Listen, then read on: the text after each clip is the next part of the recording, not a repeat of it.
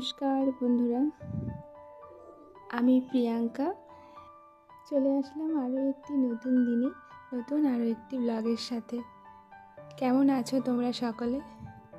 I hope কি তোমরা সকলে খুব ভালো আছো, আর আমিও ভালো আছি। আর এখন থেকে আমার আজকের ব্লগটা শুরু করলাম, আর আশা রাখছি তোমাদের খুব ভালো লাগবে। তো চলো দেখো, সকাল সকাল উঠে পড়েছি। আর আজকে যেহেতু তোমার দাদাভাইয়ের টিউশন নেই, ও কিন্তু এখনও ঘুমোচ্ছে, ছেলে আর দাদাভাই দুজনেই ঘুমোচ্ছে। আর এদিকে আমি উঠে পড়েছি আমার কাজগুলো তাড়াতাড়ি করে নেওয়ার জন্য। আর এমনিতেই ভীষণ গরম পড়েছে, আর বৃষ্টি হচ্ছে আমাদের এখানে মাঝে মাঝে, তবে গরমটা প্রচুর পড়েছে। আর এই জন্য সকাল সকাল উঠে ঘরের যা কাজ সেগুলো যদি সকালের মধ্যে গুছিয়ে নেওয়া যায় এই ঠান্ডা ওয়েদারে, তাহলে বেশ ভালো লাগে। আর একটু রোদ উঠে গেলে আর পারা যায় না, এত গরম। আর এদিক থেকে আমি ব্রাশ টেশ করে মুখ ধুয়ে চলে এসেছিলাম একটু গরম জল খেয়ে নিতে। চলো গরম জল খেয়ে নিই। আর আজ থেকে আমি কিন্তু নিজেকে প্রতিশ্রুতি করেছি যে প্রত্যেকটা দিন আমি কুলেখাড়ার রস বের করে খাবো। প্রত্যেক দিন যদি না হয়, সপ্তাহে আপাতত 4-5 দিন আমি খাবো। আর এটা আমি ভাবি এটা করব, কিন্তু হয়ে ওঠে না। তো আজ থেকে কিন্তু এটা আমি করা শুরু করে দিয়েছি। আর তোমরা কিন্তু সাক্ষী থাকলে। কেন কি বলো তো, আমার ভীষণ হিমোগ্লোবিনের প্রবলেম হয়। আর যেহেতু ভীষণ গরম পড়ে গেছে আর প্রচুর ঘাম দিচ্ছে, আরও বেশি বেড়ে গেছে, এই জন্য ভেবেছি ওষুধ খাবো না। আর ওষুধ খাই না, আমি ওষুধ খেতে একটু ভালো লাগে না, এই জন্য এই পাতার রসটা খাওয়ার চেষ্টা করব। আর ওষুধ খেলে এমনিতেই আমার একটু প্রবলেম হয়, তাই ভাবছি কুলেখাড়ার রস বের করেই খাবো। ওষুধ খাওয়ার থেকে এটাই অনেক বেস্ট আমার কাছে। চলো, তবু 1 গজ মতন পাতা নিয়েছিলাম, নিয়ে দেখো ওই ডাঁটা সবগুলো নিয়ে নিয়েছিলাম, নিয়ে রসটা বের করে নিয়েছি। আর ভেবেছি ওদেরকেও দিয়ে দেবো একটু করে, তো আমি একটু বেশি খাবো।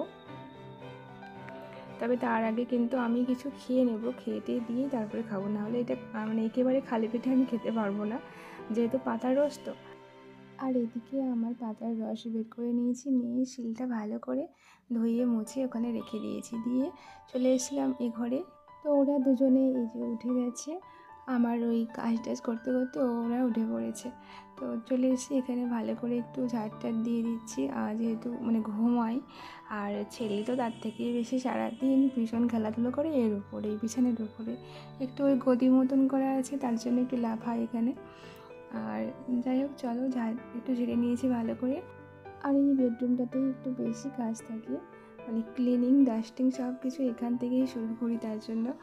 আর দেখো, আমার কথা বলতে বলতে কিন্তু বিছানাটা সুন্দর করে গুছিয়ে নিয়েছি। চলো, বালিশগুলো একটু অন্যরকম রাখার চেষ্টা করছিলাম, যেহেতু এগুলো পুরোনো বালিশ, ঠিক পুরোনো নয়, ওয়ালগুলো ডিসকালার হয়ে গেছে। আর এদিকে দেখো চলে এসে আবার কিছু জামা কাপড় নিয়ে, ওইগুলো যে কালকে যে ধুয়ে রাখা হয়েছিল ওইগুলো তো গোছানো হয়নি এখনও। তো আমার থেকে ছেলেরগুলো একটু বেশি, ছেলের জামা প্যান্ট ওইগুলোই। চলো ওইগুলো ভালো করে পাট করে নিচ্ছি। আর ভীষণ গরম পড়েছে, তো তাই ও জামাগুলো গায়ে রাখতে পারে না, তবে কোথাও গেলে পরে। হ্যাঁ, ও কিন্তু সন্ধেবেলা জামা পরে নেয়, সারাদিন যেমন তেমন, কিন্তু সন্ধেবেলা জামা পরে সারা রাত ঘুমোবেও জামা পরে। ও আবার একটু অন্যরকম। তো ওর জন্য গরমের জন্য আমি দেখো ওই যে হাতা কাটা জামাগুলো নিয়ে এসেছিলাম, তো যাই হোক ওইগুলোই পরে।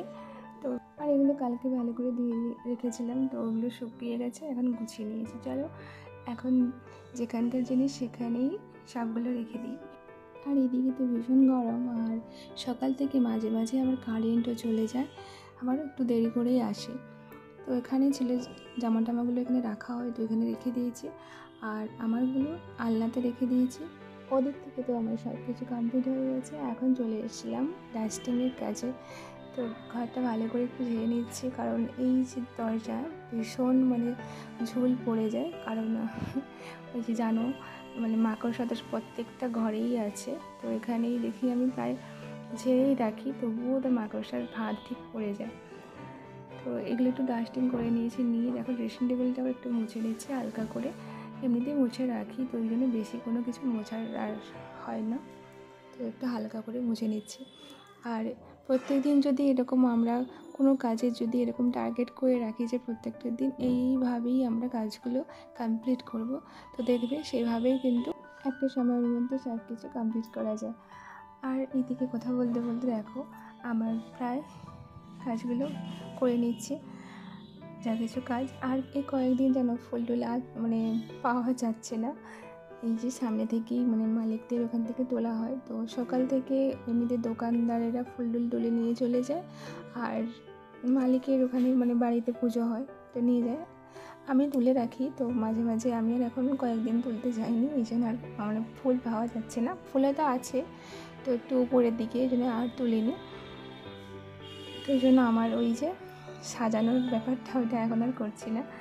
তারপরে দেখো চলে এসেছিলাম ঘরটা ভালো করে, কিন্তু তার আগে ভালো করে ডাস্টিং করে দিয়েছি, নিয়ে চলে এসেছিলাম ঘরটা একটু মুছে নিতে। এখানেই হচ্ছে সেই বেসিন, তো এখানেই আমরা প্রত্যেকদিন ব্রাশ করি, আর উপর থেকে একটু জল টল পড়ে, তো তার জন্য নোংরাগুলো দেখো বেশ জমে গেছে। তবে যতটা নোংরা মনে হচ্ছে ওটা কিন্তু নোংরা নয়, মানে একটা কালো একটা স্পট পড়ে গেছে, যেহেতু ভাড়া বাড়ি এগুলো, তো অনেকেই তো আমাদের আগেও থাকতো, এটা তো জানো। তো চলো এগুলো মুছে নিয়েছি, নিয়ে চলে এসেছিলাম বেডরুমে একটু ভালো করে একটু ক্লিন করে নিতে।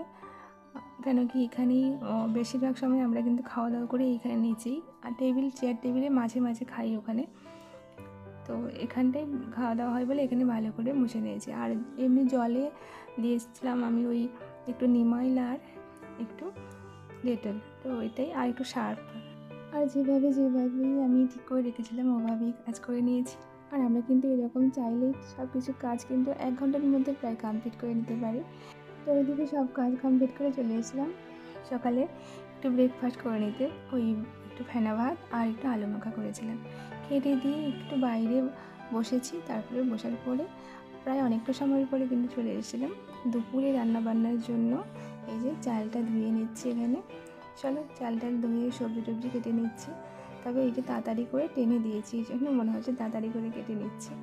আর একটু ম্যাজিক দেখানোরও চেষ্টা করলাম, জানি না কীরকম হলো, তো তোমাদের জন্য একটু তো চেষ্টা করতেই পারি বলো। আর এদিকে দেখো সবজি আমার প্রায় কাটাও হয়ে এসছে। আর আজকের আমি বেশি কিছু রান্না করবো না, ভেবেছি একটু মানে মাছের টক বানাবো, আর সবজি তরকারি তো আমাদের প্রায়ই হয়, সবজি খেতেই হবেই, তো সবজি বানাবো আর ওই শাক। তো এইগুলোই হচ্ছে মেনু দুপুরে।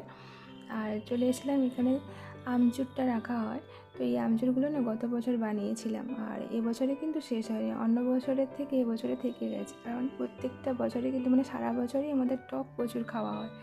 আর এই বছরে কিন্তু টক সেরকম মনে হয় খাওয়া হচ্ছে না, কত আমচুর থেকে গেছে। আর ওগুলো নিয়ে একটু জলে মানে ভিজে রেখে দিয়েছি, দিয়ে দেখো রান্নাগুলো তোমাদের সঙ্গে একটু শেয়ার করছি, তবে পুরোটাই শেয়ার করবো না। তো ওদিকে রান্নাবান্না প্রায় আমার মানে কমপ্লিট হয়ে গেছে, শুধু ভাতটা বাকি ছিল, আর ওই যে ভাতে সিটি দিয়ে দিয়েছে। আর কিছু মানে কয়েকটা বাসন ছিল, ওইগুলোও ধুয়ে নিয়েছি, নিয়ে ওগুলো গুছিয়ে নেব। আর দেখছিলাম যে প্রেসার কুকারে আরও কতটা জল আছে, কারণ 4-5টার মতন সিটি দিয়ে দিয়েছি অলরেডি। আর ওদিক থেকে বাসন টাসন গুছিয়ে জলটা ভরে নিয়েছি। তো এখানে খাওয়া দাওয়া হয়, তার জন্য এখানে সব কিছু রেখে দিচ্ছি নিয়ে এসে, তারপরে স্নান টান করবো। আর স্নান করার সময় কিন্তু অনেক জামা কাপড় ধোয়ার ছিল, তো দেখো কত জামা কাপড় ধোয়া হয়ে গেছে। আর স্নান টান করেও চলে এসেছি, আর ওইগুলো ওই যে দেখতে পাচ্ছ বাইরে ওখানেই মেলানো হয়েছে। আর আমার যে সকল পুরনো বন্ধুরা আমার ভিডিওটি এতক্ষণ কন্টিনিউ করছিল, তোমাদেরকে অনেক অনেক ভালোবাসা। আর আমার পরিবারের নতুন বন্ধুদেরকে অনেক অনেক ওয়েলকাম, অনেক ভালোবাসা। আর আমার ভিডিওটি যদি তোমাদের কোথাও ভালো লেগে থাকে, তো আমার এই ছোট্ট পরিবারের একজন মিষ্টি সদস্য হয়ে থেকে যেতে পারো। আজকে লাঞ্চ মেনু ঝিঙে ভাজা আর শাকের তরকারি, সবজি তরকারি আর মাছের টক।